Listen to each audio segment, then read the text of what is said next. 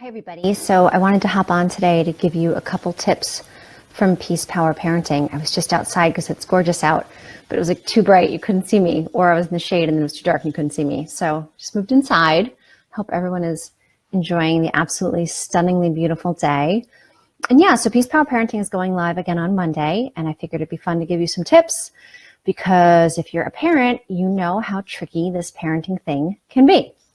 So pretty much everybody, when I ask for what are the biggest kind of frustration points or tricky points about being a parent, it's kind of the day-to-day, getting your kids to do the stuff you need them to do, whether it's get out the door in the morning, putting on their shoes, getting them to school on time, getting them to eat their vegetables, getting them off the screens. My friend Joe and I talked the other day about getting his kids to go to bed on time. So I figured I'd give you some tips from the program that are foundational. So how do I navigate the day-to-day, staying calm, being confident, enjoying it even when it's frustrating? And so for me, first thing I did was identified all the areas in my life with the kids that were tricky and started to reverse engineer them. And so the mornings getting the kids to school was pretty much one of the most stressful parts of my day before I started practicing all this stuff. So I reverse engineered it because the first part of Peace Power Parenting is all about owning what we need to own, which is staying calm, right? Staying calm. Because if I need to get the kids to put their shoes on and get out the door, if I'm trying to get them to do that and I'm not coming at it from a calm, centered, clear place, then chances are it's not going to go as smoothly as it would if I were able to stay calm, clear, and centered. So step one of whatever we're doing with our kids, it's owning that, right? That we need to be the ones that stay calm. Because at the end of the day, kids do as well as their parents. So if we can stay calm, everything else is going to be better. Right? So when it comes to, okay, I look at my morning, like, what do I got to do? So I'm calm because if I'm like 5 minutes late looking for my phone, looking for the keys, not that I ever lose my phone or the keys all the time, but then I'm not going to be able to practice the other things that I know to practice to have the kids cooperate and have things go smoothly with the kids. So first, I got to make sure that I'm doing what I need to do for myself. So I'm not, oh crap, I'm 5 minutes late, I'm 10 minutes late, where's my phone? Because then I'm like, guys, put on your shoes, we're late, because I'm the one who's looking for my phone, right? So I got to own my stuff and be on top of my stuff, which is not easy. So I've had to work at that because anyone who knows me knows I'm kind of messy with this stuff. So first, own your stuff. Second is we need to kind of really be kind of tuned in with our kid. We need to see what our kids are doing. So if I know that Jesse doesn't have, his shoes ready and his socks ready, and he's little still, and I yell at him, get your socks and shoes on, he needs more help than that, right? Like I need to actually get him the socks and shoes. Now, luckily he's 9, so he's getting his own socks and shoes most of the time. I'm not a perfect parent, just to be clear, but I got to tune into my kid and actually understand what their experience of things are and set them up for success. Because if I don't give them enough support, they're understandably going to freak out at me. So what does that look like?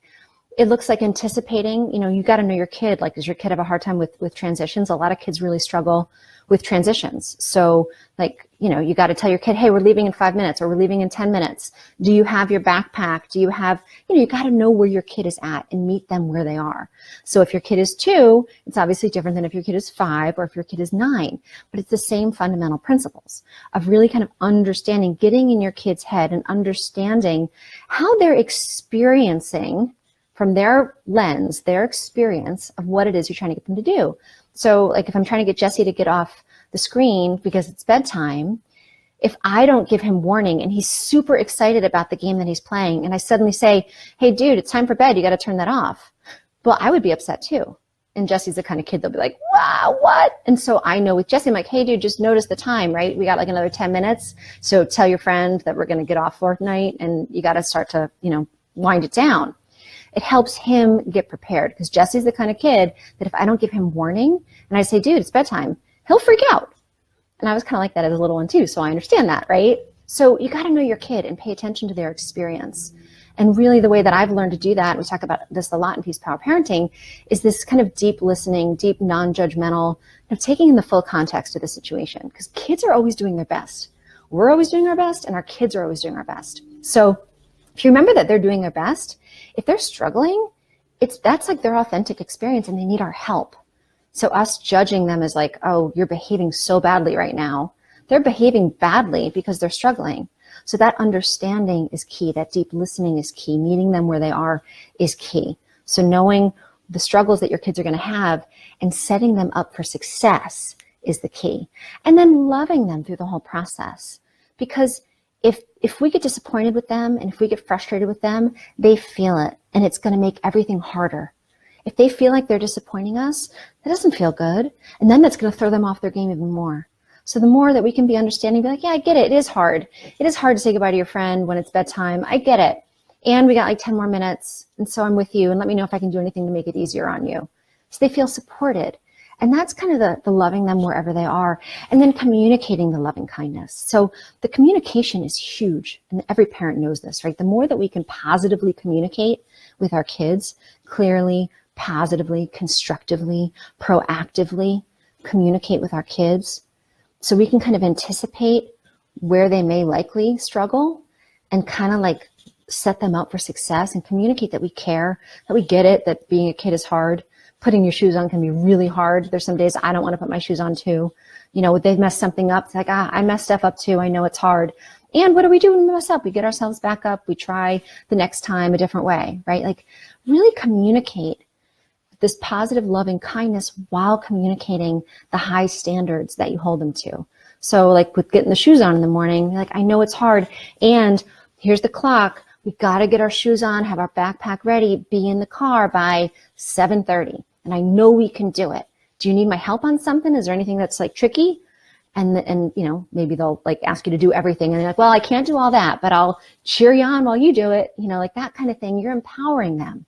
And that takes us to the fourth step of Peace Power Parenting, which is the kind of discipline to empower. So whenever things aren't going smoothly, how do we set them up to take the maximum learning from the messy, you know, opportunity, right? Because it's a mess. Sometimes things go very badly, very wrongly, very messily, not how we all wanted. And how do we coach our kids in those moments? Like if we said 7:30, we're going to have the shoes on, and we did all the things that we could possibly do on our end, and they need to be able to get their shoes on by this time because we told them 10 minutes, we told them 5 minutes, so they still don't have their shoes on. You know, how do you handle that? And what I say to that is you really want to connect with your kid and let them know, hey, I'm really disappointed right now. That's a healthy guilt situation when kids really need to learn from this moment and behave differently next time. There's some healthy guilt. And be like, yeah, you know, I'm pretty disappointed because we talked about this and I did everything on my end to help you be successful getting your shoes on so we could get out the door. And like, we didn't do it. So like, what happened? You know, what do we need to do differently? What do you think could work next time? Because we got to get the shoes on. This can't happen again. You know, and if something keeps happening, you keep reverse engineering it. So in dialectic behavioral therapy, we talked about chain analysis, and you work backwards. Like if the kids fail getting their shoes on, you work backwards. You're like, okay, well, why do you think you failed? Like at what point did this go off the rails, right? Because you want to engineer the whole situation from start to finish to set them up for success. And then you're teaching them as you look at the whole chain of events to be able to navigate it better next time. So that's how you discipline to empower your kids.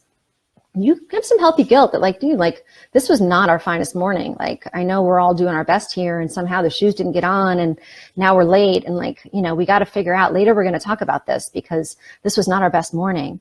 And then you reverse engineer it. And then you empower your kid to look at it and problem solve and see how they're going to try something different next time. And that's how they learn and grow. That's how they develop better judgment. That's how they develop better skills. And so you're kind of honoring them and respecting them and putting it on them that like, we're going to figure this out together. So again, depending on how old your kid is, you're going to put more on them, right? Hold them to higher standards because they're 8 now or 10 now or 16 now, right? You're going to hold them to higher standards, but it's the same principle, even when they're really little.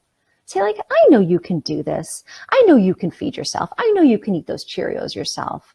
Or, you know, we're definitely going to eat vegetables tonight. So which ones do you want? Do you want to choose carrots on your plate? Do you want to choose cucumbers? Do you want to choose peas? How many peas do you think you can eat? Like a nice healthy challenge. Like how fast do you think you can get your shoes on? That's a trigger. You're triggering them to get the desired behavior, and then you can reward the desirable behavior. So if you say, how many peas do you think you're going to be able to eat? You think you can eat 4? Or you think 4? I don't know. Can you really eat 4? And then they eat 4, and you're like, oh my gosh, you ate 4. I can't believe it. That's reinforcing positively the desirable behavior. So you can get your kids to behave exactly how you want them to behave, with love, with positivity. It takes skill. And again, I'm not perfect. Even just making Peace Power Parenting, I was like, oh man, there's so many things that I could be doing more skillfully. And so I'm on it. I'm in it with you. But this is just a little taste of some of what gets covered in Peace Power Parenting. It's extremely practical. It's really about what do we practice to change the dynamic in our family. So anybody have any questions on this, you can post them. I've gone better looking. I don't see any questions, but definitely feel free to ask questions. Peace Power Parenting is opening on Monday. Well, registration's closing tomorrow, but then it's starting on Monday. And it's going to be great. There's a private Facebook group, so we support each other. And you can find out more information at peacepowerparenting.com. So thank you, everybody. Happy sunny day, and I will talk to you soon. And